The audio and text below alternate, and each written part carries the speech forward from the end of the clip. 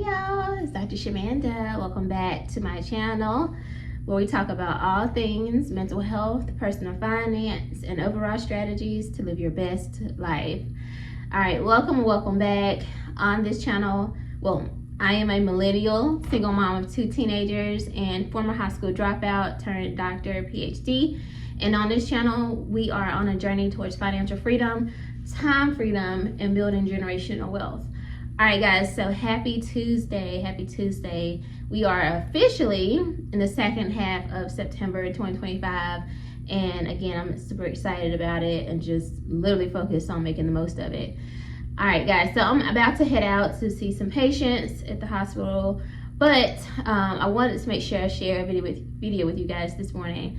And today I want to share a few tips or secrets on how to stay consistent on your debt-free journey. Because consistency is what you need, not motivation, not all the extra stuff. You need consistency and you need discipline, because the motivation, all the excitement, all the pep talks, all that stuff is gonna wear off.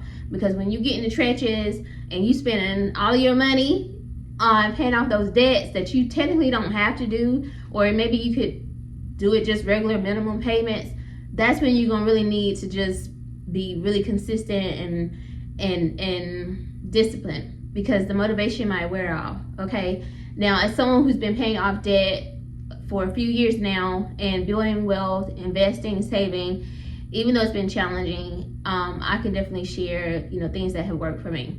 All right, so number one, you have to anchor to your why.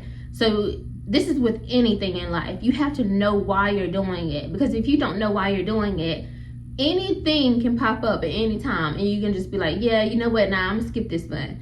You know what, nah, I'm gonna go ahead and treat myself because I deserve it. That's probably like the number one saying you'll hear from people is, I deserve this. Yes, you do. You absolutely do. You deserve to be able to spend your whole check on yourself. You do. But guess what?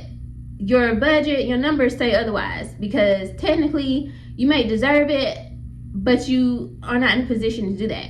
How about we get in a position, pay off debt, save, invest, and now you can spend your whole check on yourself because you don't owe it to anybody. It's yours. So, but you need to know why you're doing what you're doing. I know for me personally, I love time freedom. I love to be able to create my own schedule, know exactly, what I want to do, that each day, and it not be dictated on, okay, but I got to go to this place for a certain amount of hours because I need to make some money here, or I need to do this. Maybe I want to go to a different country for 6 months. Well, if you don't have the money and you have debts and stuff, you can't do that. So you have to know your why. That why is the thing that's going to push you when it's very hard and when it's challenging. Okay. Number 2 is automate what you can. So that's a big thing. People, again, when the motivation is low and you have a lot of things going on in your life, if you automate some of these transactions, these savings, transfers, the contributions, then you can't really give yourself an out because it's automatic. I'll tell you, a huge thing that's helped me is being able to contribute to my 401k and knowing, or 457B right now, but just knowing that there's nothing I can really do. I train my mind to believe that, but like, it's coming out of my paycheck. So it's like, I would literally have to go in and manually change that in order to make it stop. Like, by the time I get my paycheck every payday, it's already out. It's already in my retirement account. So it's automatic. If you do something like that, it creates this situation where there's really nothing you can do about it. Like, it's automatically going into that account. And so again, it helps the consistency. It helps you stay on track. Maybe you are kind of short that month. Let's be for real. Like, groceries are going up. The cost of living in general is just going up. And if you had your whole check and you had to rely on yourself to contribute to your 401k or something like that, more than likely you'll probably be like, you know what, I'm not gonna be able to do it this week. I'm not gonna be doing this paycheck because I need to put this on this bill. I need to do this. But when you automate it, you give yourself a way out. Like, you don't have to worry about that. That part is already done. There's really nothing you can do, unless, of course, again, you just manually go in and change it. All right. Number 3 is use small wins to build momentum. I talked about this yesterday in my last video. you have to celebrate those small wins. That's one reason why you'll see me every payday. I'm talking about, oh, I'm at this number now. Some of you guys might be like, girl, it just increased, like it's just a contribution. But I get excited about every contribution, every milestone, because that's how I keep the momentum going. Honestly, there's a secret in this secret. It's the spirit of gratitude. Gratitude is going to take you places that, like, where you wouldn't be able to go without that energy and that spirit. Gratitude is what shows God or whoever you believe in that you're actually grateful and you're excited about what he's doing in your life and the blessing of whatever it is that you're working on. So always express gratitude. And one way you can express gratitude is taking a moment to say, hey, thank you, or I'm excited about this. Like, this feels really good.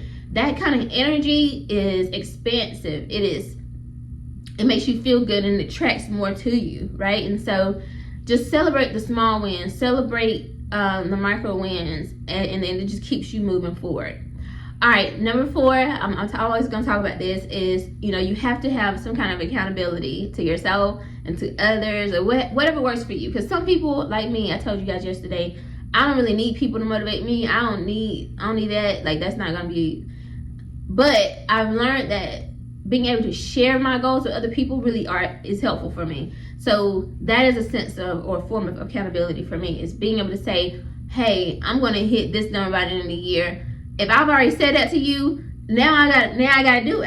I gotta do it now. That's just how I am. Like, I'm not about to sit here and you're not about to throw this in my face though. I thought you said you was gonna hit 100K. I thought you said you about to have $100,000 invested by 2026. That's what I heard you say. And now I'm looking at you like, I did say that, but I don't want to hear no excuses. I don't want to hear it. See, that's the conversation. You know what I'm saying? But like, being able to share my goals helps me stay accountable to myself and to others, whoever. Because at the end of the day, I don't know if me hitting my goal is the thing that's going to keep you motivated to hit your goal. It could be, tied, intertwined, And so for me, I take that very seriously. Because again, I know there are people on this channel have a little over 2,600 subscribers. And you guys, seem to be motivated and inspired, I would say, by my journey and me sharing my updates.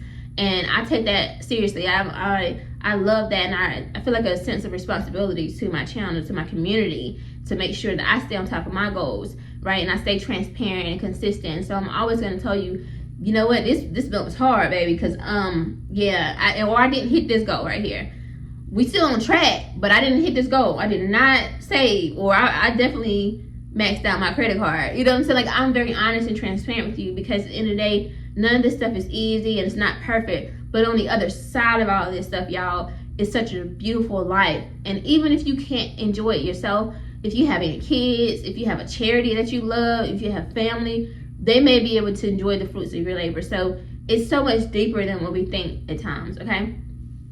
All right, number 5 is to turn your setbacks into lessons, not stopping points. That is a big thing, y'all, because if you let anything on this journey stop you or make you feel like, or leave you feeling, that, I failed. Because a lot of people do that. I learned this and see this a lot in therapy. And obviously, you guys know I'm a licensed therapist.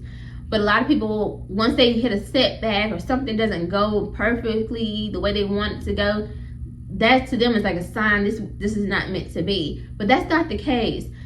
These are lessons. It's teaching you things about yourself. Your budget is like a huge teacher. My budget is a huge teacher, because I'm like, girl, you put how much for groceries this pay period? You be for real. You're vegetarian. You eat this organic food type stuff, and you don't eat meat, and so you gotta buy this type of. That ain't gonna be enough. And so I've had to keep learning that lesson over and over again. And so now I'm just like, you know what? Let me stop playing with myself. But those lessons is what's going to teach you how to get better and how to improve. And that's with anything in your life.